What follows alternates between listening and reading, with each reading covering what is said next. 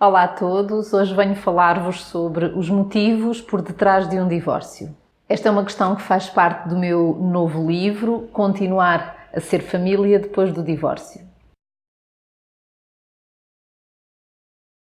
O primeiro motivo que eu gostaria de identificar, e que é um dos mais frequentemente identificados por quem se separa, é a desconexão emocional. A verdade é que há muitos casais que entram involuntariamente numa espécie de piloto automático e deixam efetivamente de partilhar um com o outro os respectivos sentimentos, aquilo que mexe com cada um, e isso vai criando distância, vai criando para algumas destas pessoas uma distância insustentável. Quando damos por nós com pensamentos do tipo não vale a pena queixar-me, não vale a pena dizer nada porque ele ou ela não vai perceber, já estamos, mesmo que não tenhamos essa consciência, a desistir da relação. À medida que os membros do casal deixam efetivamente partilhar sentimentos, de partilhar aquilo que os frustra, aquilo que os entusiasma, vão se sentindo progressivamente mais desamparados, mais sós dentro da relação, e a probabilidade de haver um divórcio aumenta exponencialmente, mesmo que não haja propriamente discussões acesas que teoricamente fizessem prever o pior. O segundo motivo por detrás de muitos divórcios é o afastamento físico.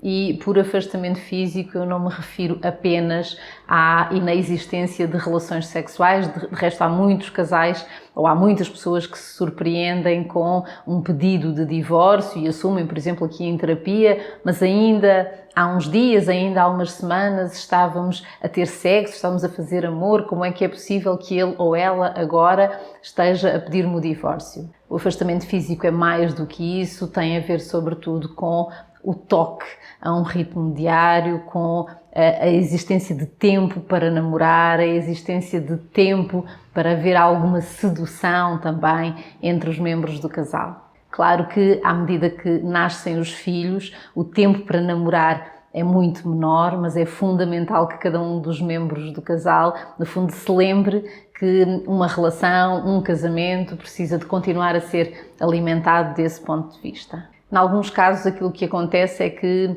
aquelas duas pessoas continuam efetivamente a gostar muito uma da outra. Há quem se separe admitindo que ainda ama a pessoa que está ao seu lado, só já não a ou o deseja como antes. O terceiro motivo por detrás de um divórcio pode ser o aparecimento de uma terceira pessoa.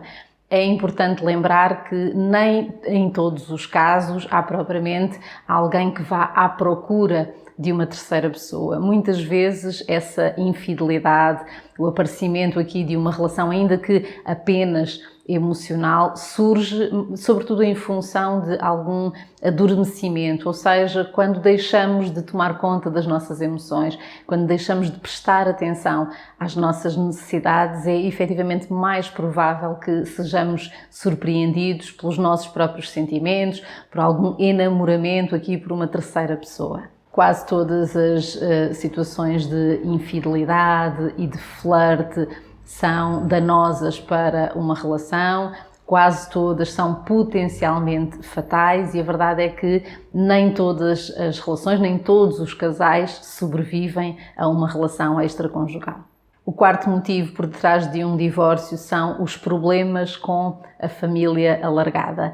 E neste capítulo, digamos assim, há queixas de vária ordem, quase sempre relacionadas com a dificuldade em definir limites claros em relação à família alargada, em concreto em relação aos pais ou aos sogros. Algumas pessoas queixam-se de viverem durante anos com a maior parte das suas decisões serem tomadas pelos sogros, por exemplo. Tenho conhecido aqui pessoas que numa fase de transição para o divórcio assumem, por exemplo, que nunca tomaram a decisão a propósito do destino de férias, que essa decisão foi sempre tomada pelos pais do companheiro ou da companheira. Este tipo de coisas vai trazendo naturalmente desgaste e, em alguns casos, o divórcio acontece ao fim até de décadas de casamento. Noutros casos, as queixas estão sobretudo relacionadas com a falta de privacidade, com o facto de o companheiro ou a companheira contar tudo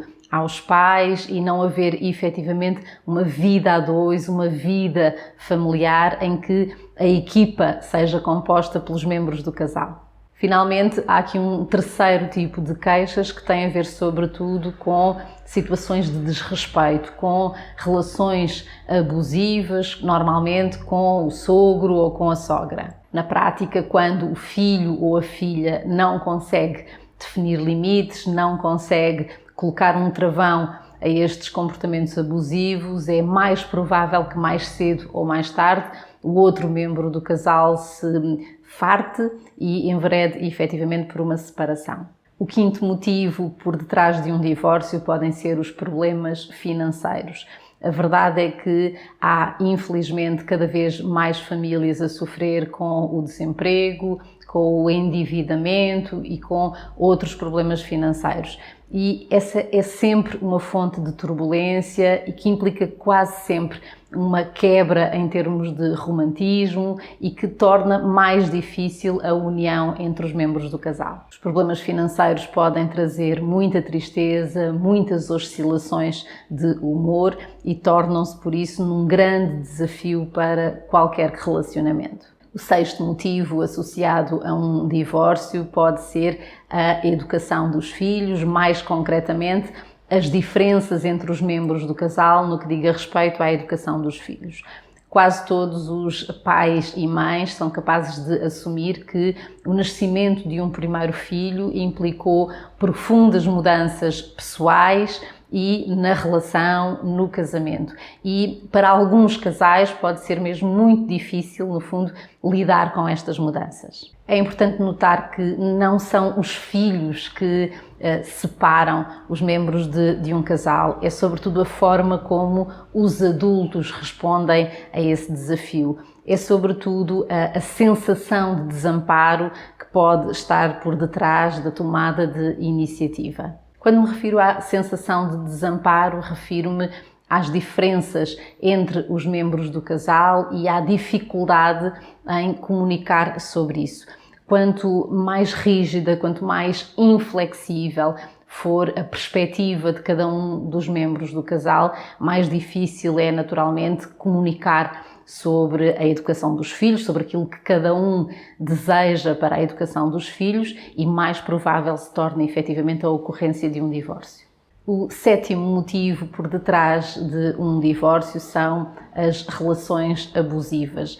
De uma maneira geral, quando falamos de um divórcio na sequência de uma relação abusiva, falamos de vários anos de subjugação, falamos da deterioração da autoestima de um dos membros do casal e falamos quase sempre de uma espécie de grito de Ipiranga, ou seja, há um momento a partir do qual uma das pessoas, a pessoa que é vítima dos abusos, realiza que efetivamente não está feliz na relação e que, pior do que isso, há aqui danos associados à manutenção deste relacionamento.